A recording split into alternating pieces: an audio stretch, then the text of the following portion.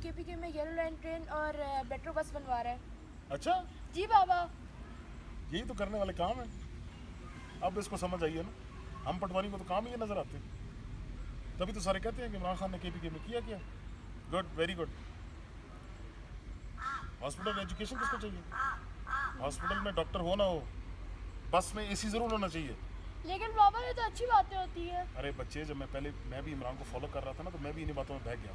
मैं भी education, health और पुलिस की बातें करता था। लेकिन जब से मैं पटवारी बना हूं ना, मुझे सिर्फ कीमे वाले नान और मेट्रो बस नजर आती है, बस। नहीं बाबा, ये तो गलत बात हुई ना।